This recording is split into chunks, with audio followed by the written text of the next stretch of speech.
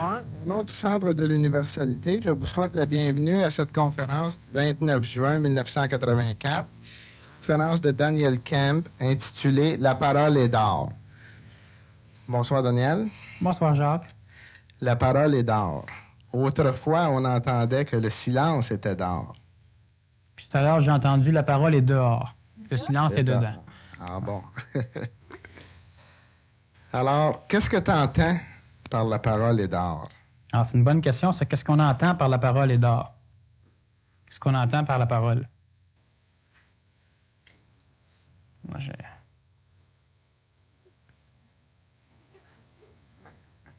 Non, mais... Ouais. Tu devrais le laisser vivre, ce pauvre petit poisson. Un poisson, c'est une cochonnerie, c'est une chure de mouche.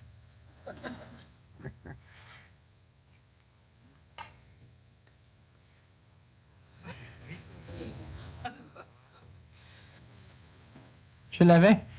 Je l'avais. Il est ici. Je l'ai. D'accord.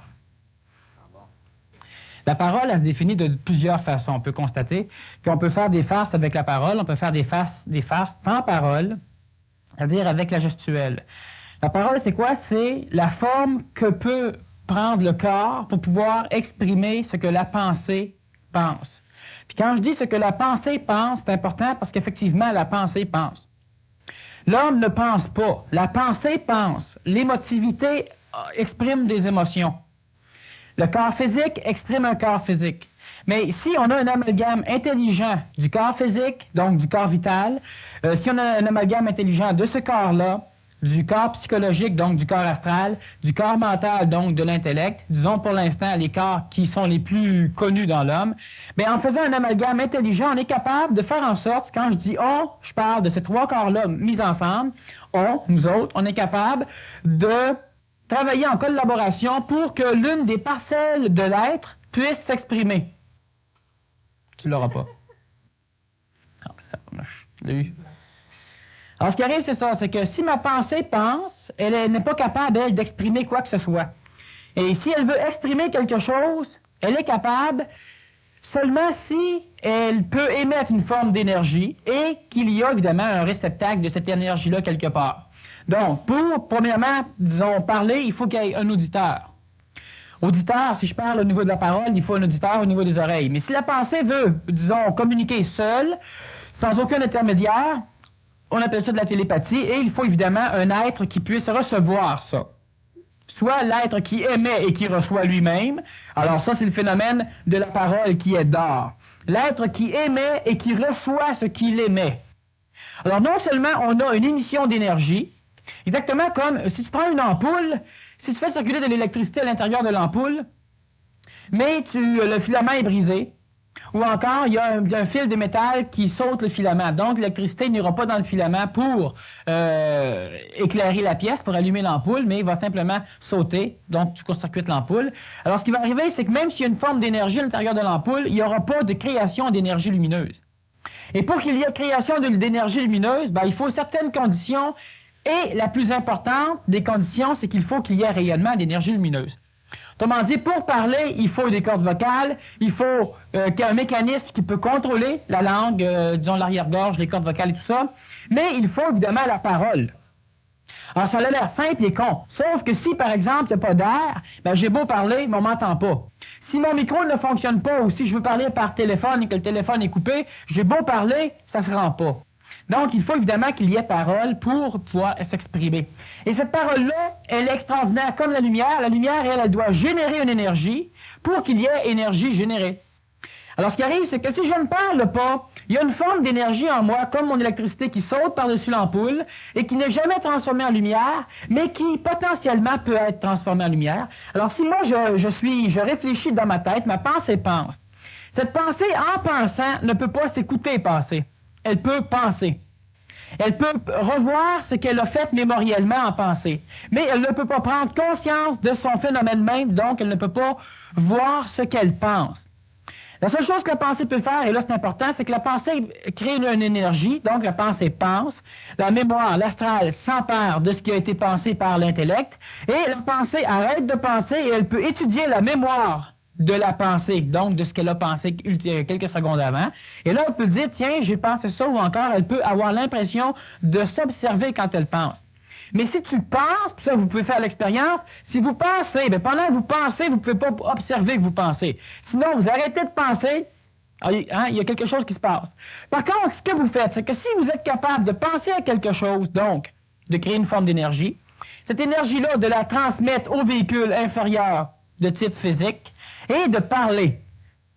Vu qu'il s'écoule un certain temps, exactement comme si dans le corps physique, il y avait une espèce de mémoire tampon qui absorbait ce que la pensée a pensé.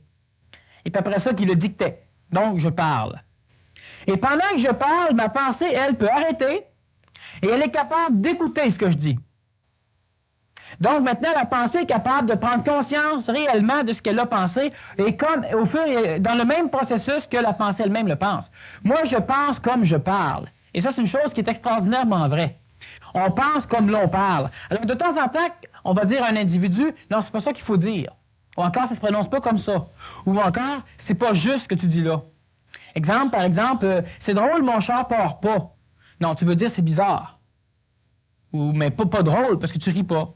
Ou encore, c'est drôle de façon qu'il est mort.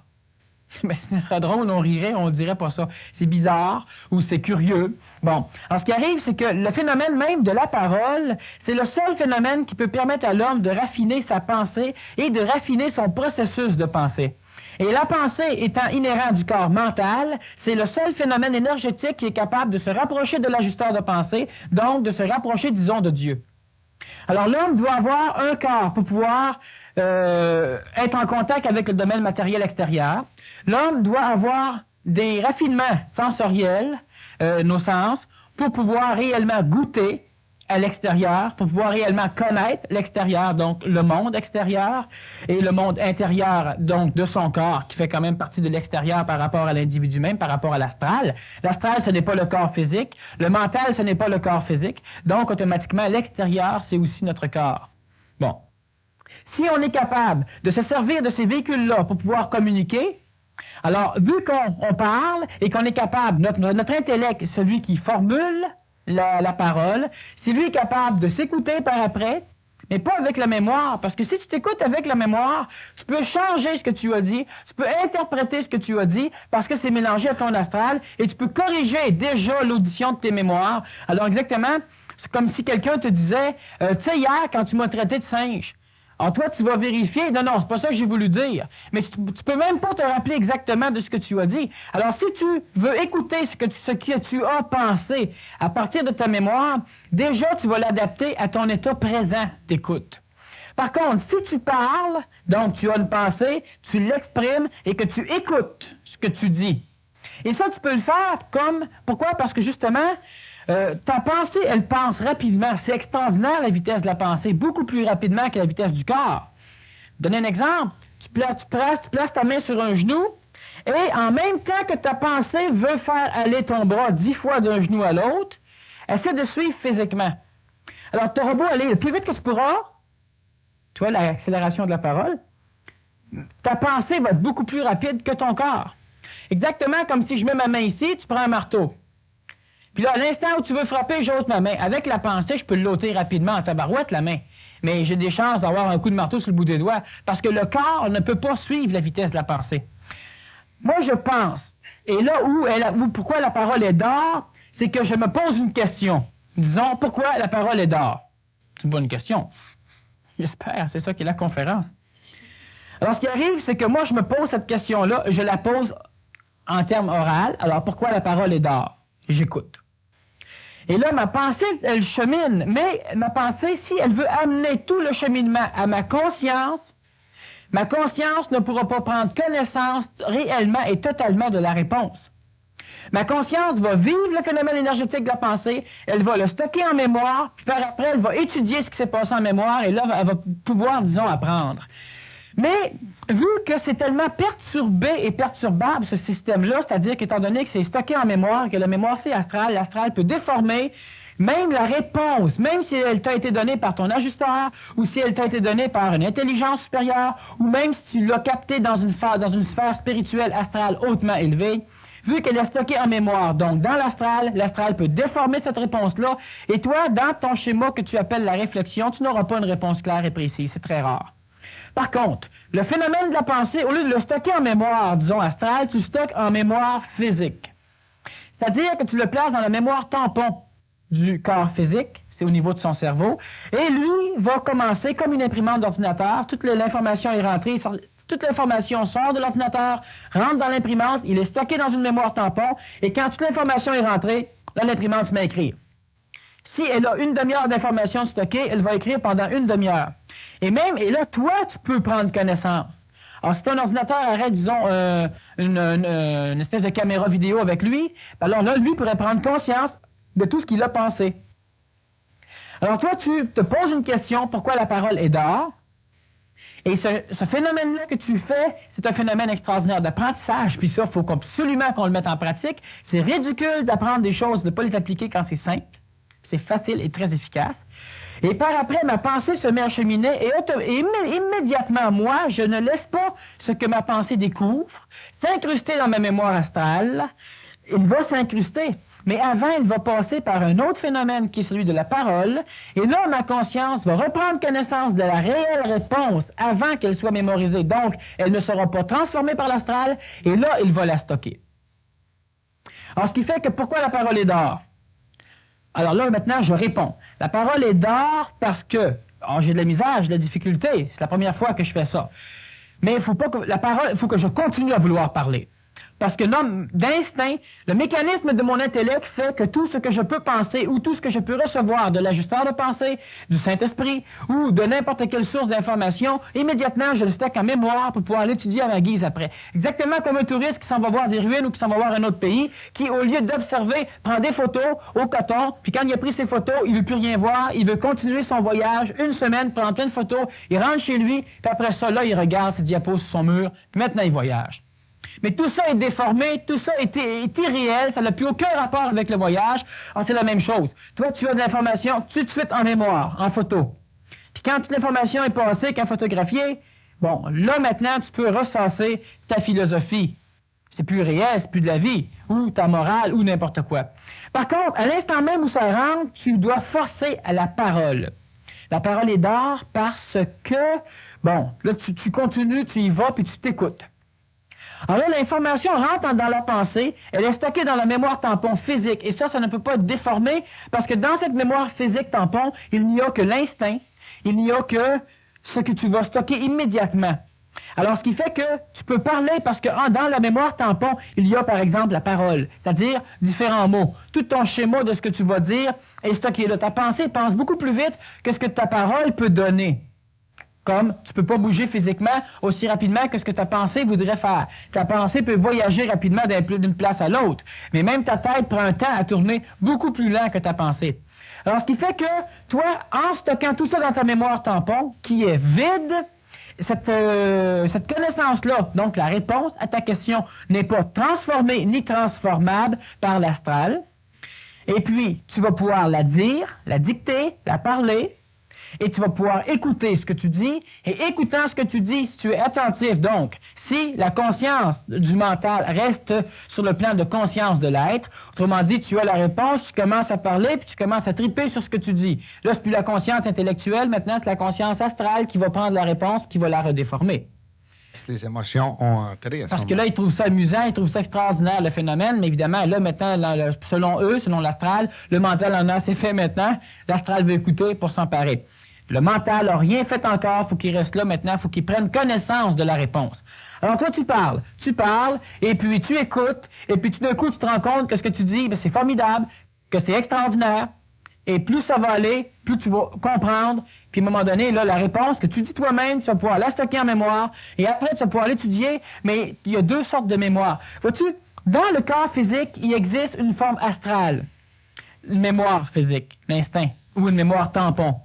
Dans la forme vitale, il existe une mémoire. De toute façon, rien que le fait que tu gardes ta forme physique comme elle est, c'est qu'elle a une mémoire d'elle-même. Bon, qui est légèrement transformable par les perturbations, disons, harmoniques de vibration entre les différents corps, ce qu'on appelle l'évolution ou encore le vieillissement, qui est une mal compréhension des lois de la vie. Dans ton corps astral, il y a la mémoire, mais dans le corps astral, il y a aussi une parcelle de corps physique, une parcelle de corps vital, une parcelle de corps mental, etc. Et dans le corps mental, il y a aussi une parcelle astrale, une mémoire. Mais le corps mental ne se sert pas de sa mémoire, donc de l'astral mental, comme il devrait. Alors, ce qui fait que toi, tu enregistres quelque chose et tu le stockes en mémoire astrale. Et la mémoire astrale peut complètement déformer ton enseignement. Mais si c'est stocké dans la mémoire astrale où c'est très vaste, mais que certains mots-clés, donc ça c'est inconsciemment que ça se fait, sont stockés dans la mémoire mentale. Alors là, tu vas être capable de fouiller dans toute ta documentation astrale, et si l'astral veut te jouer un tour, ton mental va dire, il va vérifier, il manque tel mot. Non, ça c'est pas vrai, c'est pas ça que j'ai besoin. Alors tu vas continuer à faire une recherche jusqu'à temps que de la mémoire astrale te sorte l'authenticité de la leçon ou de la réponse que tu as eue. Mais ça, ce que tu expliques présentement, là, ça se fait dans l'instantané, ça. Ça se fait dans l'instantané, à la condition seulement que tu aies préparé ta mémoire mentale à recevoir des données clés pour pouvoir discerner l'authenticité de ta mémoire astrale quand elle revient. Là, je vais expliquer d'une façon, disons, plus claire. On parle de termes ésotériques. Alors, ce qui arrive simplement, c'est ça. C'est que moi, je reçois une connaissance qui me dit un ours noir suivait un ours blanc. Alors, un ours noir suivait un ours blanc. Morale, les ours se suivent et ne se ressemblent pas. Bon. Alors, ça, c'est une connaissance que j'ai. Moi, je sais qu'il y a certains mots à l'intérieur de ça où une forme globale, pas nécessairement de mots, mais de vibrations, que je peux stocker en mémoire mentale, mais c'est des vibrations. Et les mots et le reste est stocké en mémoire astrale où c'est immense. Là, je veux me rappeler de cette chose-là. Alors là, j'essaye. Un ours violet suivait... Là, le mental, lui, non, c'était pas ça. Bon, comment ça se fait qu'il sait que c'était pas ça? Parce qu'il y a une forme énergétique de l'enseignement qui a été stockée au niveau de la mémoire mentale, et la mémoire astrale ne peut plus tromper quand elle ramène ça à l'idée. Non, c'était pas ça. Là, tu recommences au niveau de ta pensée, c'est-à-dire que tu refais une recherche au niveau de ta mémoire astrale, tu reviens. Un chat blanc suivait, il manque encore quelque chose. Automatiquement, tu vas te dire, non, c'était pas ça. Tu continues même pas ta recherche. Tu sais que c'était pas ça.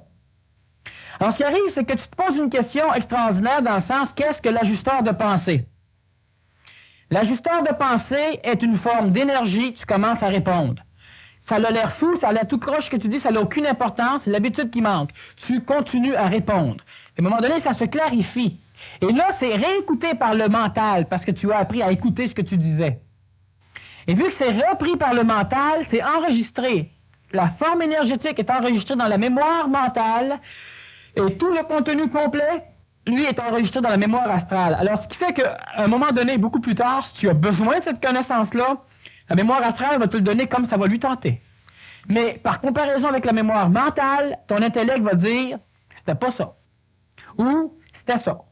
Ou encore, par l'habitude, ton intellect va prendre la forme énergétique dans la mémoire mentale, il va aller fouiller dans sa mémoire astrale avec ça pour aller chercher exactement l'authenticité même de la leçon pour ramener ça. Tu as le discernement entre l'astral et le mental. Seulement là. Là, avant d'aller plus loin, Daniel, je pense qu'on a touché un point très important. Quand tu as pris ton exemple, là, tantôt à propos de l'ajusteur de pensée, tu poses la question, qu'est-ce que l'ajusteur de pensée? Puis là, tu commences à répondre. L'ajusteur de pensée est une forme d'énergie violette, blablabla. En disant violette, faut pas arrêter, il faut continuer à parler. Faut continuer, même si ça a l'air fou, même si on découvre quelque chose. On sait qu'on fait des erreurs, mais il faut continuer à persister, à parler, de façon à ce que ce qui a à sortir sorte. Et puis, si on n'attache pas d'importance aux erreurs, ça va finir par... On va finir par avoir son propre dans le chemin d'énergie qu'il faut entrer. Oui, on va avoir son propre maître avec soi. Et ça va être bien parce que là, à cet instant-là, on va être capable d'être son propre flambeau et d'éclairer nous-mêmes le chemin. On discute avec autrui, c'est bon, parce que autrui nous amène des nouvelles questions que nous, on ne se pose même pas. Mais nous, on est capable d'y répondre à ces questions-là, à la condition qu'on s'en donne la peine et qu'on commence à parler. c'est plus facile de commencer à pratiquer seul qu'avec autrui. Parce C'est plus que comique, c'est plus facile. l'astral n'est pas aussi forte dans ce sens que si tu es T'as avec pas des d'ego, du gens... moins t'as pas à t'affiner justement, toi-même. t'as pas d'ego, t'as pas peur d'avoir l'air fou Non. si tu fais une erreur. Parce qu'effectivement, au début, tu fais des erreurs quand tu pratiques. La parole est d'or, pourquoi? Longtemps, la parole était d'argent, mais le silence était d'or. Parce qu'il ne fallait pas rien révéler à la population, il fallait rien révéler au peuple, et surtout, il fallait rien révéler de tout ce qu'on voulait cacher en termes de choses malsaines, disons, je parle de vol, de la mafia, de tellement de choses que les prêtres aussi ont eu et qu'ils ont tellement exploité la population pendant longtemps et même encore dans différentes sortes de religions, de philosophies, on le fait régulièrement. Alors, ce qui fait que la parole était d'argent et le silence était d'or. Pourquoi le silence était d'or? Parce que le silence t'amène à ne pas pouvoir clarifier ta pensée et le silence t'amène à ne pas pouvoir comprendre. Pourquoi crois-tu, toi, qu'un individu, dans ces temps-là, et même aujourd'hui, mais pas d'aujourd'hui, recule en arrière, qui commençait à découvrir, devait parler ou devait écrire? Il devait communiquer à n'importe qui, même à lui-même, mais il devait extérioriser. Pourquoi? Parce que là, il pouvait perfectionner son avancement. Sinon, faites-en pas qu'il ne serait pas fait crucifier ou ne serait pas fait mettre en prison juste pour le plaisir de communiquer. Mais il avait besoin de communiquer parce que la parole, elle est d'or. Si on le regarde ésotériquement ou côté religieux à ce moment-là, d'accord, mais si on le regarde dans la masse de la population, très souvent, le silence est d'or. Oui. Quand les gens jasent au lieu de parler, ce serait mieux de ne pas parler à ce moment-là. Oui, mais encore là, c'est pas tout à fait vrai. C'est vrai et c'est faux. La seule chose qui est importante, c'est que si tu parles et que tu es capable d'écouter ce que tu dis, tu fais plus juste jaser, comme automatiquement tu vois le ridicule de ce que tu dis. Tu vois la perte d'énergie. Certains appellent ça perte de temps. Tu perds pas ton temps, le temps il est pas là. Mais tu perds de l'énergie, par exemple. Alors, ce qui fait que si tu es capable d'écouter ce que tu dis, automatiquement, le silence vaut rien. Ou disons, d'argent. Puis encore, fait plaisir à nos financiers. Mais la parole est d'or. Et la parole est d'or est déjà tellement importante qu'aujourd'hui, tu as de plus en plus de conférenciers, tu as de plus en plus de personnes qui veulent en parler. Pourquoi que la majorité du monde veulent discuter? Histoire de flatter l'ego, montrer à chacun un peu ce qu'on connaît comme connaissance. Mais ça, c'est la minorité, ça, dans l'ésotérisme présentement. C'est la minorité qui ont cette raison-là pour pouvoir discuter. Mais l'homme a besoin de discuter, la femme a besoin de discuter. Pourquoi? Parce que justement, quand elle sort une discussion, disons, de type ésotérique, ou n'importe quelle discussion, qu'elle soit scientifique, qu'elle soit au niveau de l'électronique, des ordinateurs ou de n'importe quoi, quand tu veux faire une discussion, dans le but de créer quelque chose, dans le but de comprendre quelque chose, ben, de la discussion va jaillir la lumière, t'as pas le choix.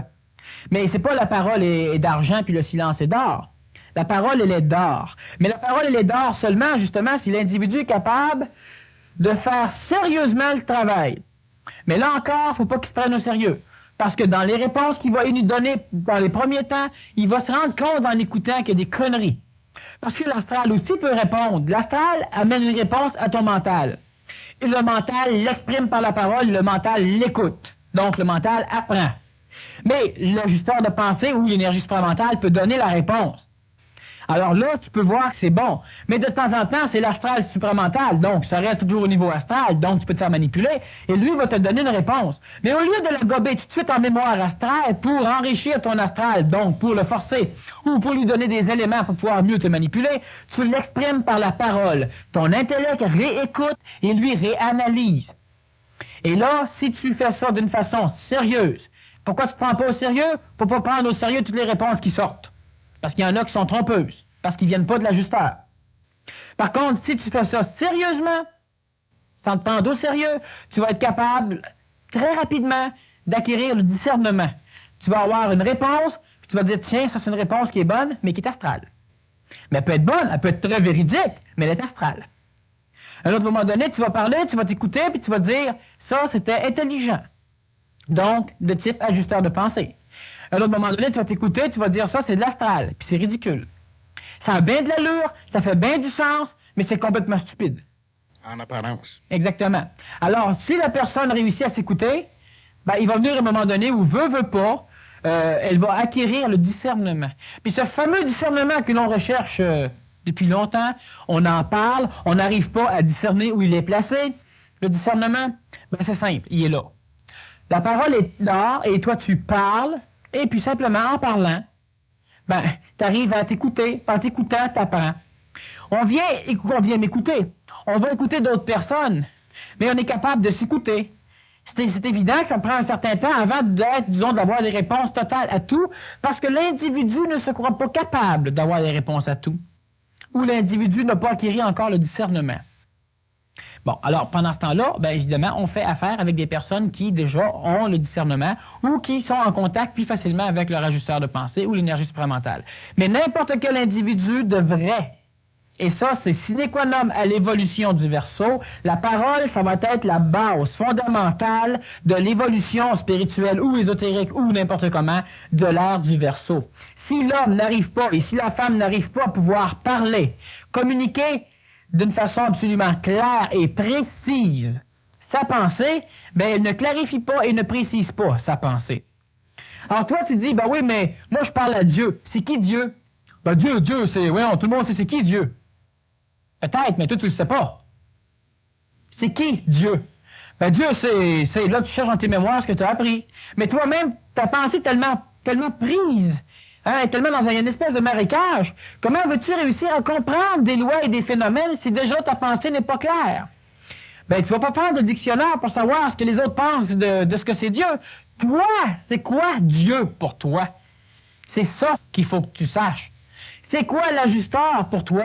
Oh, mais moi, j'ai une idée bien vague. Mais on s'en fout. On s'en fout qu'elle soit vague. L'important, c'est qu'au moins tu saches jusqu'où elle est vague. Alors, si toi, tu ne l'exprimes pas, quand tu penses, pas long que tu pars à rêver. Mais as-tu déjà essayé de rêver en parlant? Non. Parce que l'astral ne peut pas communiquer par la parole. Donc, tu ne peux pas rêver en parlant. Le mental peut communiquer, l'astral, par la parole. Mais l'astral doit passer par le mental pour pouvoir sortir dans la parole. Étant très complexe, quand que je parle, je ne rêve pas. Ça prend un effort supérieur de l'astral pour pouvoir monopoliser l'intellect, pour pouvoir se servir du langage. Donc, si je veux réfléchir chez moi en position de méditation à ce qu'est, par exemple, Dieu, ben, il y a de fortes possibilités pour que je parte à rêver. Par contre, si je parle à une enregistreuse, à une plante, à un individu, si je parle, je ne partirai pas à rêver. Donc, j'ai de fortes possibilités de pouvoir, sans perdre de l'énergie à une concentration, de type air du poisson, certaines formes de méditation, sans perdre de l'énergie à quoi que ce soit. Instantanément, je me mets à parler et je m'écoute. Et automatiquement, je rêve plus et je suis capable de suivre un cheminement intellectuel, de pensée, donc intellectuel. Et ici, c'est l'énergie de l'ajusteur qui descend, je vais être capable de m'en rendre compte parce que je vais l'écouter. Alors ça, c'est sine qua non à l'avancement de l'ère du Verseau. On va verser dans la parole. Est-ce qu'à ce moment-là, Daniel, on pourrait dire que la parole juste est la clé de l'entrée de l'ère du Verseau ou de la 6e race? Oui, c'est la clé. Et pour être plus moderne, ce sont le code. Alors, aujourd'hui, c'est électronique. Alors, si la parole qui est son, et on sait que son et lumière, c'est tout, à ce moment-là, est-ce que le cri a une importance? Ben oui! C'est sûr! Alors, quelle est l'importance de crier? La parole, c'est une forme d'énergie. Pourquoi? Parce qu'elle peut clarifier la pensée. Le cri, c'est une autre forme d'énergie qui peut être, disons, canalisée par le langage. Et le cri, c'est à peu près la seule sorte d'expression, disons, correcte de la forme astrale dans le langage. Alors, ce qui fait que quand tu es colérique, tu vas dire mentalement ce que tu veux dire, mais l'astral va s'exprimer par le cri. Et le cri doit être canalisé, c'est-à-dire que la forme même du cri, l'homme ne crie plus assez. C'est-à-dire que l'homme crie trop, mais l'homme ne crie pas assez. La femme crie trop, mais elle ne crie pas assez. Et les enfants crient trop, mais ne crient pas assez. C'est-à-dire que tu cries toujours après tes enfants, tu cries après ta femme, tu cries après ton char qui part pas. Mais dans ce temps-là, c'est pas le cri, justement, qu'on veut parler. Le cri du Verseau, le nouveau cri, c'est fait à la mode, c'est pas... C'est quelque chose qui vient simplement de l'être au complet, et non pas, disons, d'une idée ou d'une pensée. Alors, ce qui fait que tu peux crier facilement, mais cette forme de cri-là n'exprime, elle soulage l'individu, mais elle n'exprime pas que la colère, ou que la joie, ou que quelque chose, elle exprime sur le même front toutes les énergies du domaine astral. La pensée écoute, la pensée permet, et même le corps s'en trouve libéré. Pourquoi? Parce qu'il y a un paquet d'énergie qui n'arrive pas à se placer. Et n'arrivant pas à se placer, elles peuvent causer des maladies, elles peuvent causer des stress. Un stress, c'est quoi? C'est une forme d'énergie qui se promène continuellement et qui fatigue l'entourage énergétique. Donc, tu deviens stressé quand tu deviens fatigué, quand tu ne peux plus résister. Résister à quoi? À la forme d'énergie qui se promène et qui est perturbatrice. Et quand tu cries, ben, tu es capable de canaliser ces formes d'énergie-là qui sont, disons, rebelles ou marginales, et tu les exprimes, donc tu les expulses. Est-ce qu'on pourrait dire que le cri qui libère est plus relaxant que de la méditation ou des relaxations, par exemple? C'est-à-dire que c'est beaucoup plus efficace instantanément. Alors, une personne, par exemple, qui veut méditer ou qui veut relaxer, doit crier avant. Une personne qui veut prier doit crier avant. Puis quand je parle crier, c'est simplement qu'elle doit se libérer. Il n'y a pas beaucoup d'individus qui sont capables de... L'individu qui peuvent réellement crier est très, très faible. Le pourcentage d'individus qui peuvent crier, je parle, vraiment crier. Qu'est-ce que c'est que vraiment crier? Alors, tu vois, par exemple, premièrement, l'individu a un ego, et cet ego-là, ben, lui, si je crie, ça va être... Puis là, il a l'impression que... Mais l'impression que, ça, on devrait s'en foutre. De toi, tu te libères. Parce que pendant que toi, tu fais... Ben, l'autre qui vient pas se lever, qui rit, ben, il rit de lui. Parce qu'il est encore bien plus mal pris. Parce qu'il est pas capable de crier. Alors, tu recommences à crier. C'est mieux. Et puis là, tu continues. Tu vois ce qu'il faut? Bon. Alors, ce qui fait que... Fais attention à ton système. Alors, vois-tu, ce phénomène-là de vrai cri, le vrai cri, c'est un cri qui, premièrement, n'use pas les cordes vocales, parce qu'il n'est pas stimulé par un stress. Et le stress des cordes vocales va vouloir participer au cri comme un langage. Mais le cri, c'est pas un langage de la pensée, donc les cordes vocales n'ont pas à être stimulées. Et c'est un langage de l'astral qui, lui, ne peut pas stimuler les cordes vocales. Alors, ce qui fait que moi, je peux crier et jamais muser la gorge, et puis automatiquement, je me sens mieux. Tu devrais toujours, avant de vouloir faire du yoga, avant de vouloir n'importe quelle conversation, disons n'importe quel travail spirituel où tu vas devoir travailler avec une certaine forme d'énergie, ben, il est normal de commencer par expulser les formes d'énergie, disons, qui sont rebelles. Parce que ceux-là ne savent pas où se mettre. Soit tu as accumulé un peu d'énergie de trop, que tu ne peux placer. Soit que tu as ramassé de l'énergie astrale un peu partout autour de toi au cours de ta journée. Et puis toi, tu te laves. En te lavant, évidemment, tu élimines la majorité des énergies qui ne te sont pas propres et qui sont restées à l'extérieur. Mais les énergies qui ont commencé à pénétrer, ben ceux-là, tu peux les annuler en criant. Tu peux les annuler en priant. Mais le cri est plus rapide et le cri c'est instantané.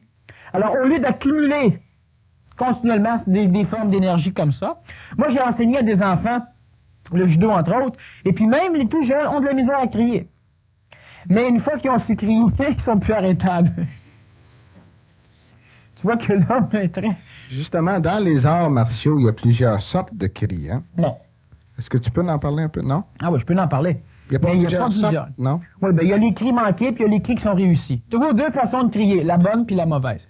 Il n'y a pas de cris spéciaux ou de sons spéciaux pour telle affaire? Où j'enseignais, où j'ai suivi mes cours avec certaines personnes qui présentement se sont retirées pour des raisons écologiques, ésotériques, le cri, dans l'art martial, premièrement, va s'appeler Ki-ai, c'est-à-dire union de l'esprit. Alors, Ki-ai, c'est l'union de l'esprit. On a un sport ici, disons, c'est plus un art qu'un sport. C'est un des rares qu'on peut encore respecter en termes d'art, c'est-à-dire qu'il doit mener l'individu à quelque chose de supérieur, disons, ésotériquement ou évolutionnairement. Serait la voie de l'union de l'esprit. Alors, on a le Ki-ai, et si tu inverses Ki-ai, ça fait Aiki, et en japonais, Do, c'est la voie. Alors, Aikido, c'est la voie de l'union de l'esprit. Tu unis ton esprit avec ton corps ou avec l'adversaire. Comme tu as le Kikai-do qui donne la même chose. Alors, on va laisser faire l'étymologie japonaise. Mais le Ki-ai, c'est quoi? C'est une forme de cri qui, à l'origine, est encore, disons, pratiqué par certaines personnes, puis laisse-moi dire qu'il n'a pas gros, une chance, parce que l'homme est réellement pas apte à pouvoir se servir de cette forme d'énergie-là.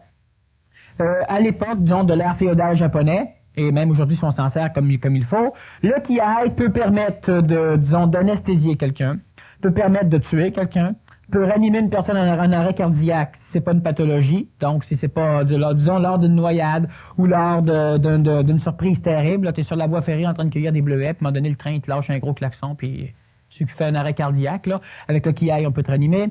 Alors, c'est un cri qui peut servir à immensément de choses. Et puis, qu'est-ce qui fait simplement la différence de ce cri-là? Par exemple, on a le lion se sert très bien du kiai, sauf que les gazelles, eux, étant sujettes au kiai, c'est-à-dire que quand le lion rugit, il paralyse les gazelles. Et le lion, ne pouvant voir que ce qui bouge, ne voit pas les gazelles qui sont paralysées, puis il part par ceux qui bougent, ceux qui se sauvent. Alors, non seulement il faut qu'il y ait du lion, mais c'est exactement le phénomène du kiai parfait. Alors, ce qui fait, sauf que ceux qui sont plus faibles restent vivants, et ceux qui se sauvent, ben, eux autres, il faut qu'ils courent. Vois-tu? Mais le kiai, c'est quoi? C'est la forme de toutes tes énergies harmonieuses que tu projettes à l'extérieur de toi et que tu peux projeter sur un individu. Et si ton mental a, lui, l'idée de ce qu'il veut faire avec, il est capable de créer une forme à ton cri, donc à l'énergie que le cri supporte, et je peux ranimer ou assassiner. Et c'est le même cri, donc il y a une seule manière de crier, mais tout dépend, premièrement, de l'inopération des cordes vocales. Si les cordes vocales veulent opérer à l'intérieur du cri, ça diminue l'énergie du cri, parce qu'une parcelle de l'énergie qui sort de l'astral est absorbée par les cordes vocales, puis ça les use. Hein? Ça fait vibrer. Oui. Alors, ce qu'il faut faire, c'est ça, ce qu'il faut faire, il y a une pratique au niveau du cri, mais toutes les énergies, disons, malsaines de l'homme, en les projetant chez autrui, avec l'idée de ce que tu veux faire, tu peux ranimer, tu peux anesthésier, tu peux assassiner, comme tu peux faire un arrêt cardiaque, tu peux faire plusieurs autres choses. On s'en est servi à un moment donné de l'énergie sonore pour pouvoir construire des choses et même pour pouvoir détruire. Hein. On a Jéricho comme exemple. Alors, ce qui fait que le cri, c'est une forme d'énergie astrale et il ne procède que sur l'astral. Donc, un individu qui n'a aucune peur et un individu qui contrôle bien son astral n'est pas sujet au kiai, ça va de soi. Par contre, on a fait une pratique lors du séminaire, très très peu, parce que on ne peut pas aller trop loin dans le monde qui commence. À un moment donné, on va faire un séminaire initiatique pour les séminaristes, puis là, on va pouvoir aller s'amuser. Enfin, moi, je m'amusais en tout cas.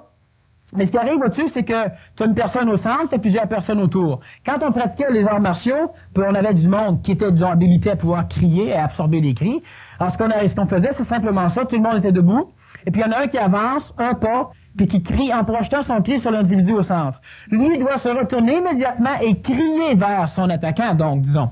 Alors, ce qui fait que l'énergie que l'autre vient de te jeter, toi, tu te ressors pour la lui reprojeter. Et puis, tout est annulé, il n'y a rien qui se passe au niveau des deux. Mais là, toi, il faut qu'astralement parlant, tu laisses couler l'énergie en toi, parce que sinon, l'autre crie, puis là, avant que tu te retournes, enfin, tu as pu constater, alors, les individus se restent un peu paralysés, même si les cris sont pas adéquats. Alors, ce qui fait que le cri, c'est une forme, disons, de bénédiction astrale que leur permet le mental par l'intermédiaire du corps physique. Les enfants crient, mais ils vont crier d'une façon, ils vont exprimer qu'une forme de leur astral. Puis c'est là que le cri est moins bon. Les adultes crient, on crie après nos enfants, ou on crie après notre auto, on crie après notre femme, après notre mari, mais c'est une forme d'expressivité de l'astral qui est exprimée dans le cri, et le mental fait la parole. Mais le cri qui soulage, c'est pas une expression d'une parcelle de l'astral, c'est l'expression de tous les parcelles de l'astral. Alors, tu es en colère, arrête ta colère, observe, puis là, lâche un bon gros cri pour vider ce qui se passe, mais pas pour crier ta colère, parce que là, tu n'exprimes que la colère. Et toutes les énergies malsaines sont toujours en toi, alors eux autres vont continuer à nourrir ta colère. Si tu es capable de faire un nettoyage immédiat en criant, une fois, deux fois, trois fois, ou même une demi-heure de temps, automatiquement, tu es correct. Vois-tu, quand les attaquants, prenons les Indiens, prenons n'importe quelle forme de guerre, quand ils attaquent, ils crient. Parce qu'en criant, ils éliminent les énergies qui peuvent nourrir leur peur. Donc, automatiquement, ils émettent à l'extérieur d'eux cette peur. Et normalement, ceux qui ne crient pas, disons, ceux qui sont pris à l'intérieur, peuvent avoir de plus en plus peur parce que l'énergie de peur qui est émise à l'extérieur va aller nourrir la peur des individus qui ne peuvent pas crier. Alors, c'est juste un exemple, là, mais le cri est très important. C'est un peu ce que Cassius Clay faisait.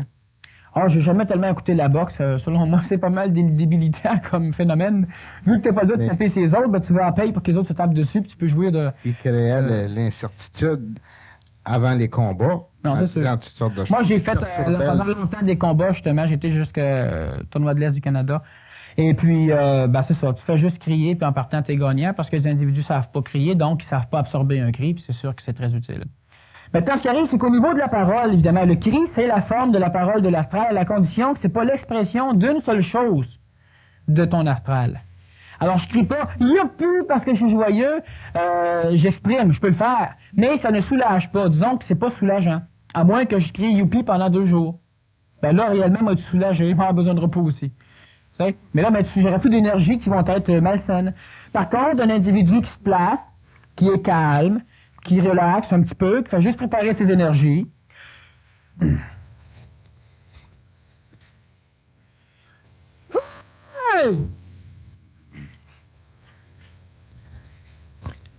Alors, automatiquement, là, tu te sens plus soulagé.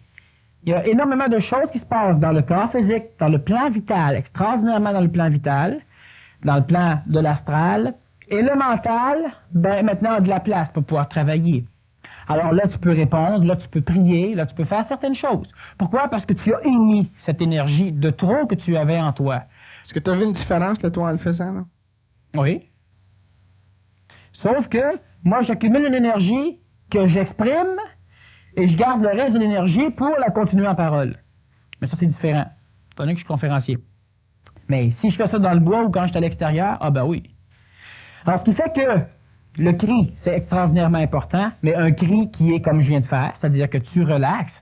Comme le chat qui est prêt à sauter, ben l'homme, il se relaxe, puis à un moment donné, ben l'homme explose. Mais qu'est-ce qui explose? Seulement ces formes d'énergie malsaine-là. Un cri libéré, quoi. C'est ça. Qui n'a pas d'attache, pas d'émotion. Non, sans aucune raison.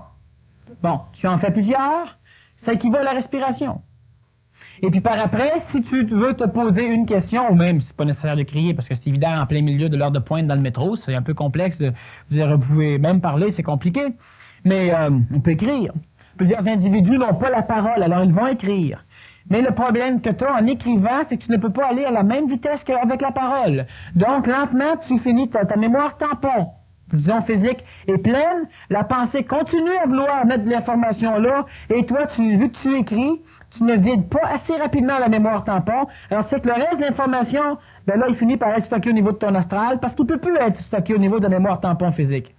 Si l'individu apprend à parler au lieu d'écrire, écrire, c'est mieux que rien. Mais parler, c'est mieux que d'écrire. La parole est d'or, l'écriture est d'argent. Bon, c'est le prochain dicton. Alors, ce qui fait que, si tu peux parler, tu peux aller beaucoup plus vite que par l'écriture, à moins que tu sois sténo, mais là, encore là, je crois pas que tout le monde est sténo, puis je pense pas que ça vaille la peine de suivre un cours de sténo. On est mieux d'apprendre à parler. Alors, en parlant, tu parles comme il faut. Qu'est-ce que c'est qui vient de se produire, là? Là, je pense qu'on pourrait peut-être avoir un exemple, là, en disant, à moins d'être sténo, là. Parce que tu venais juste de faire une affirmation, je pense, avant de dire ça, là. Puis là, en faisant l'affirmation, il y a quelque chose, ta pensée, c'est-à-dire ton observation, a fait un déclic comme quoi qu'il y avait peut-être quelque chose de plus vite que la parole ou aussi vite qui était le sténo. Est-ce que c'est ça qui s'est produit, là? Oui, parce qu'il n'y a rien simplement... Tu peux expliquer le phénomène, justement? Bon, ben, d'accord. Le phénomène lui-même, d'abord, je vais essayer de résumer ce que Jacques vient de dire, mais ça, c'est un phénomène qui va se développer chez les individus, mais quand ça va faire un petit peu, mettons, disons, quelques temps qu'ils vont être capables d'exprimer une parole d'or et de l'écouter. Alors, ce qui arrive simplement, c'est que, bon, il y a une énergie qui descend. Cette énergie-là, elle va dans la mémoire tampon de la parole. Je parle. Et pendant que je parle, si ma mémoire tampon, elle est pleine, moi, je suis capable d'arrêter la descente d'énergie et d'aller fouiller au niveau des plans astrales ou n'importe quoi pour voir ce qui, dans le domaine de l'homme, peut remplacer la parole. Mais moi, je continue à parler pendant ce temps-là, parce que la mémoire tampon qui se vide. Tout d'un coup, ah ben oui, la sténo. Alors, j'arrête la mémoire tampon, alors je viens de dire ma sténo, puis après ça, la mémoire tampon recontinue. Alors, ce qui fait que je suis capable d'être sérieux, de suivre une lignée, de sortir une farce, de continuer sur la même lignée. Je perds pas le cheminement de mes idées, parce que la mémoire tampon, mais ça, c'est simplement de la pratique. Le corps mental finit par se bâtir des structures de travail, et puis simplement que je me sers de ces structures-là, que moi-même j'ai construites. Mais ça, l'individu va le faire. L'individu va être capable d'avoir une réponse, de faire quelque chose dans la matière, bon, puis après ça, mais il garde l'idée en tête. même s'il fait quelque chose d'autre. Comme dernièrement, je m'amusais avec un ordinateur, et puis je regardais une adresse d'une personne, il fallait que je transcrive une adresse dans l'ordinateur. Alors, j'étais capable de lire le nom, l'adresse au complet, et le code postal, et le numéro de téléphone, et puis par après, ben là, ça c'était sur un écran. J'efface l'écran, puis je retranscris tout ça dans un nouvel ordre. Mais le nom, l'adresse, le code postal compris, et le numéro de téléphone, tout ça réapparaît quand j'en ai besoin. Parce que l'intellect est capable de stocker et d'entretenir l'énergie qu'il faut pour garder ça en mémoire pour pas que ça s'efface. Bon, ça, c'est des techniques, justement, d'apprentissage de l'intellect. Bon. Alors, il va venir un temps, en septembre, justement, où il y a une espèce d'échelon de cours, là. Il y a quelque chose d'assez pas mal organisé qu'on va préparer, là. Je commençais à t'en parler, justement. Alors, ça a rapport à ça. L'individu va être capable de faire des choses, justement, dans le genre. Présentement, il n'est pas capable parce qu'il ne voit pas comment il peut structurer son mental. Alors, ce qui arrive, c'est que si toi, tu es capable, donc, de parler, mais il faut qu'en parlant, tu puisses écouter. Dans le début, même si tu ne poses pas de questions, tu t'écoutes quand tu parles. Et tu vois toute l'énergie que tu perds pour rien, premièrement. Tu vois aussi comment tu peux arriver à parler, puis pas être capable de prononcer comme il faut. Alors si, comment je pourrais dire, si ton système de langage est pas adéquat, c'est simplement parce que les muscles qui servent à l'expression de ta pensée ne sont pas bien sollicités. Alors, il faut donc arriver à pouvoir articuler d'une façon correcte pour pouvoir parler plus rapidement et pour pouvoir comprendre même si tu parles rapidement. Donc, en articulant, tu clarifies, premièrement, tu améliores une matière physique, tu ouvres ton chakra de la gorge, puis la parole vient à toi, et tu es capable d'articuler comme il faut, même si tu parles vite, donc tu ne t'embourbes pas dedans tes mots.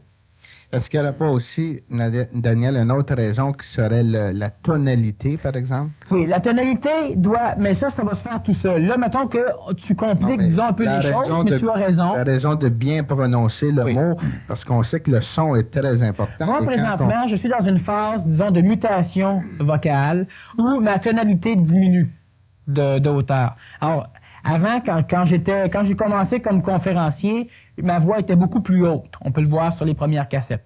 Et lentement, et comme à la radio, ben là, maintenant, je peux jouer pas mal avec la tonalité de ma voix.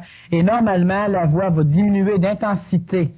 C'est-à-dire qu'elle va diminuer en hauteur. Elle va baisser. On va avoir une voix plus basse. Jusqu'à une tonalité où l'énergie est parfaite pour que quand tu dis à quelqu'un, lève-toi, ben, il va se lever. Parce que l'énergie que tu transportes avec le mot est parfaitement adaptée à l'idée même que le mot veut donner.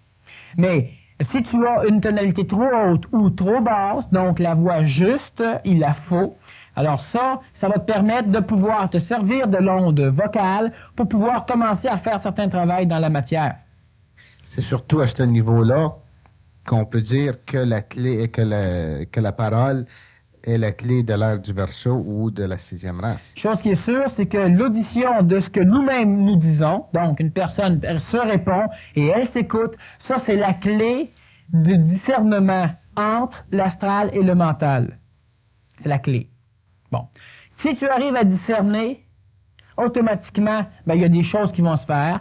Ton centre d'énergie de la gorge va faire les ajustements adéquats pour avoir une tonalité vibratoire de voix apte à communiquer plus que l'idée même de la parole, mais l'énergie même de la parole. On sait que le mot guérir, on sait ce que ça veut dire. Mais quand je dis guérir, j'ai réussi à communiquer à autrui l'idée du mot. Mais l'énergie totale de ce que c'est que la guérison n'est pas communiquée. Sinon, je dirais à quelqu'un, guéris. Et il guérirait. En plus de comprendre, il guérirait. Alors, ce qui fait qu'il va venir un temps où l'homme, puis présentement, moi, je me dirige vers ça, où l'homme va être capable d'avoir une tonalité vibratoire vocale parfaite pour non seulement communiquer l'idée, mais la chose. Donc, l'énergie même de l'idée. Et ça, pour en arriver là, ben justement, il faut parler. Donc, tu vois, il faut écouter ce que l'on dit pour pouvoir améliorer notre langage. Bon, une fois qu'on améliore notre langage, maintenant, il faut pouvoir se poser des questions et y répondre pour amener le discernement entre l'astral et le mental. Mais tu y réponds et tu écoutes. Et écoutant, tu vas pouvoir voir de quel ordre est-ce que la réponse elle est, astrale ou mentale. Et lentement, ta voix va commencer à diminuer parce que tu te sers de la voix comme d'une énergie divine. C'est de l'or. C'est pur. À ce moment-là, la tonalité a un effet sur la tombe. Oui. Mais ça, c'est une résultante, disons, qu'il ne faut pas vouloir avoir une voix juste pour ça. Parce que l'énergie qu'on va mettre sur quelque chose dans le genre, c'est une énergie perdue. C'est pas un but, c'est un résultat qui va automatiquement apparaître, mais l'individu doit comprendre certains mécanismes. Pour comprendre certains mécanismes, il doit donc poser des questions et être capable d'avoir une réponse de l'ajusteur. Pour faire ça, l'individu doit donc commencer à parler et à s'écouter. Alors, ce qui fait que vouloir commencer par le but ou par le résultat, ben, c'est perdre de l'énergie. C'est un résultat lointain aussi, c'est pas...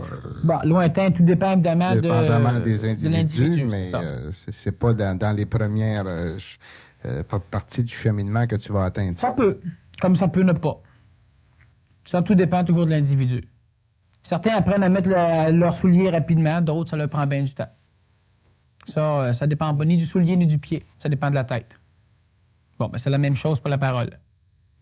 Alors ça, il y a des individus qui vont plus vite, des individus qui vont plus lentement. Chose qui est sûre, chacun va selon son propre rythme. Et un individu qui va aller plus vite que son rythme, c'est un individu qui va plus lentement que son rythme. Pourquoi? Parce qu'il n'est pas prêt. Et il n'est pas prêt pourquoi? Parce qu'il ne comprend pas que chaque chose vient à son temps.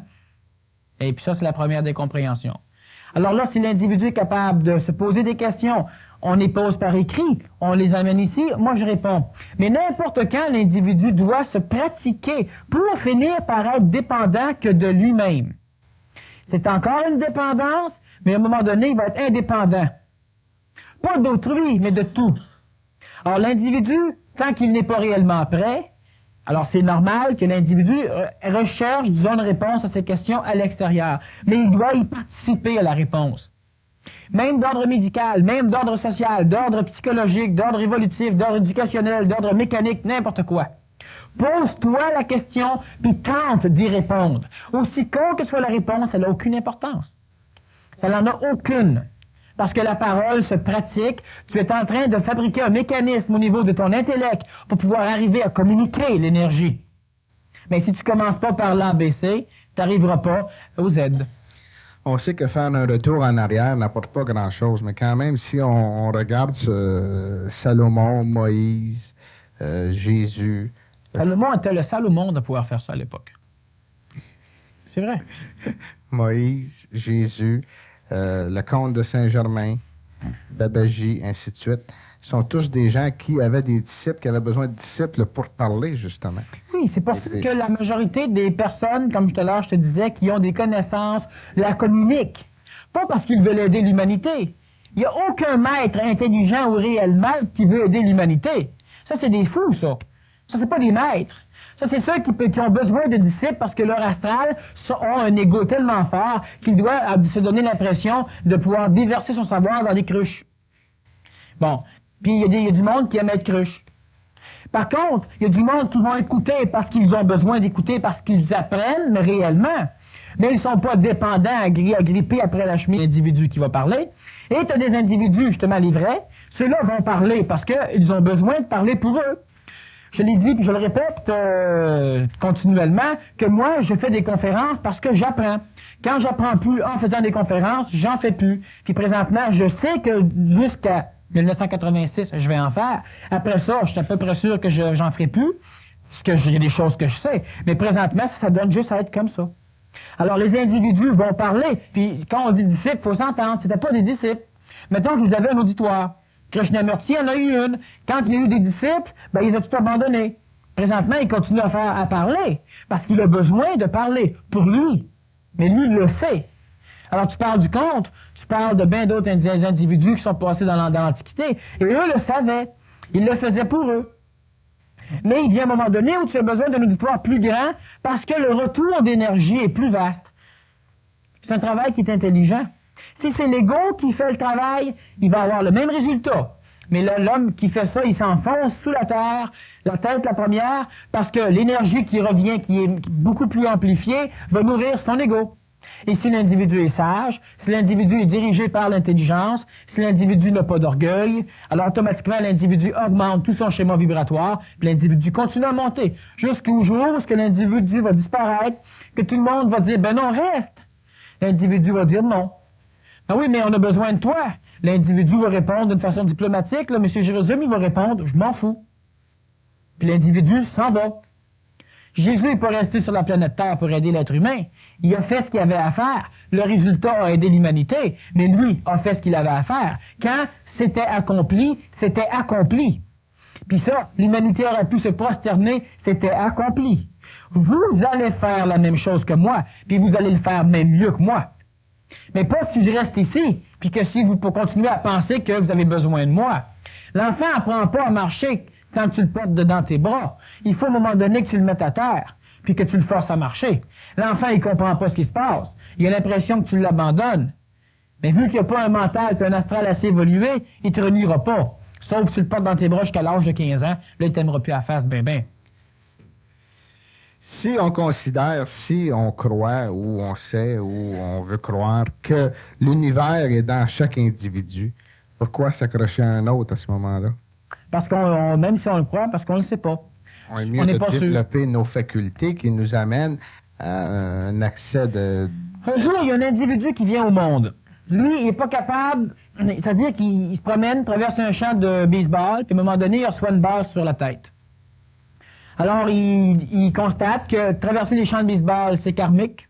C'est interdit. Quand tu traverses un champ de baseball, tu te fais punir, tu manges une balle sur la tête. Ou encore que c'est bon, bref, si c'est pas karmique, c'est dangereux. Alors, l'individu, qu'est-ce qu'il fait? Il finit par se faire un ami qui, lui, joue au baseball. Puis qui, lui, est capable d'attraper des balles de baseball.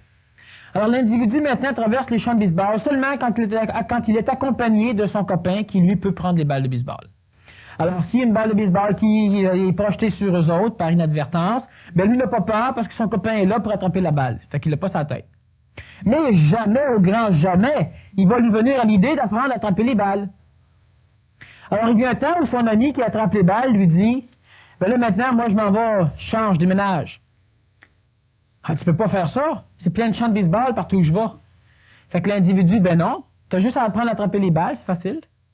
Ah, je peux pas apprendre à attraper les balles. Hey, il y a vitesse qui viennent. L'autre, son chum, il lui dit, moi, quand j'étais jeune, je savais pas attraper les balles. Puis maintenant, je les attrape. Puis maintenant, je sais que c'est pas dangereux.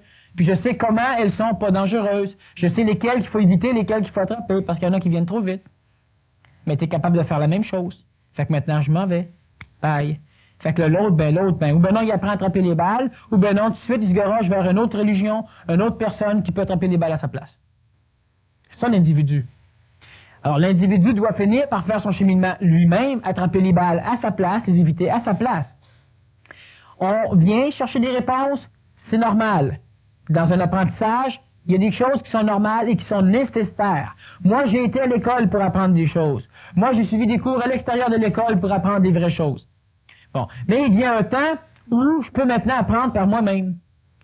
Je ne renie pas ceux qui m'ont enseigné. C'est eux autres qui m'ont donné la possibilité d'apprendre comment apprendre. Mais, alors maintenant je continue à apprendre. Les individus doivent suivre aussi leur cheminement. Il y a un temps où tu apprends et il y a un temps où tu apprends en enseignant. Et là, tu enseignes ce que tu as le plus besoin de savoir, mais c'est ce que tu sais déjà que tu enseignes, justement, vu que tu l'enseignes. Alors, l'individu doit parler, l'individu doit répondre. La pensée est tellement pas claire dans les adultes, ça change. Mais quand les enfants allaient de poser des questions en ce qui regardait la sexualité aux parents, les parents ne pouvaient pas répondre. Pourquoi? Parce qu'ils se sentaient confus, oui, mais la première forme de confusion, c'était pas le tabou sexuel, parce que tu étais dans ta maison. Ça t'empêchait pas de faire l'amour ou d'avoir des enfants, donc c'était pas ça. C'était que tu n'étais pas capable de le dire. Parce que ta pensée était tellement confuse, donc tu n'étais pas capable de l'exprimer. Puis ça, c'est ton orgueil. Tout ça, mis ensemble, faisait que tu rougissais. Pas d'homosexualité, mais c'est que toi, tu n'étais pas capable d'en voir la signification. Tu n'étais pas capable de pouvoir l'expliquer, de l'expliquer d'une certaine façon. Alors, automatiquement, tu vas prendre des livres. Si tu veux finir par t'en sortir, tu vas voir comment d'autres l'expliquent. Tu vas suivre un cours, puis il y a un moment donné où tu peux l'expliquer. Parce que ta pensée maintenant est claire. Et à l'instant que ta pensée est claire, tu n'as plus peur d'en parler. Tu n'as même plus peur de le vivre. C'est la même chose pour l'ésotérisme. Ou encore pour Dieu. Crois-tu en Dieu? Oh non. Demande à quelqu'un sur le trottoir. Oh moi non, moi, c'est Boy George. Tu sais, Tu suis la mode. Que tu crois pas, ou si tu dis oui, à moins évidemment que tu sois une personne qui est habilitée dans la conversion, c'est-à-dire une personne qui fait du porte-à-porte.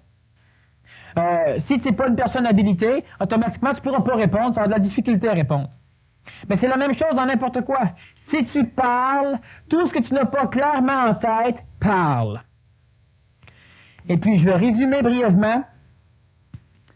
Le fait de poser une question, c'est le mental qui arrive à avoir une certaine forme d'énergie qui peut lui communiquer sous forme de question. Alors, disons, qu'est-ce que l'initiation dans l'événement? Alors, qu'est-ce qu'une initiation? Qu'est-ce qu'un événement? Et comment bénéficier? Parfait. Là, j'ai continué, là. J'ai posé une question, puis en laissant le mental continuer à s'exprimer, je posais deux autres questions, une quatrième question, et puis là, je commence à découvrir des questions que je n'avais pas en tête. Donc, je ne peux pas avoir les réponses à ces questions-là. Bon, maintenant, j'ai assez de questions, là, j'en ai pour rester longtemps. Là, ce que je dois faire, c'est me mettre en état de répondre. Je fais le vide et j'écoute. J'attends pas de commencer à avoir la réponse dans la tête. Parce que si je l'ai dans la tête, c'est parce qu'elle a été foutue dans ma mémoire astrale, puis maintenant je m'en vais la lire là. Puis je peux lire une transformation de la mémoire astrale, comme mon touriste qui commence à regarder ses diapos chez lui, puis qui tripe sur son voyage. J'ai fait ça, moi, ben oui, c'est extraordinaire. J'ai été là. Puis c'est pour ça que l'individu doit se faire photographier, pour que de temps en temps, il puisse réellement être sûr qu'il a été. Bon, parce qu'il se voit en photo. Alors, ce qui arrive, c'est que tu continues, tu commences à parler, tu réponds. Alors, une initiation, que tu y vas. C'est quelque chose que je connais pas beaucoup, mais continue, mais que je vais connaître, puis continue. L'énergie va finir par descendre parce que tu lui en laisses la place, pas le temps, pas besoin du temps. Mais là, au lieu d'être mémorisée dans ta mémoire astrale, elle est placée dans une mémoire tampon.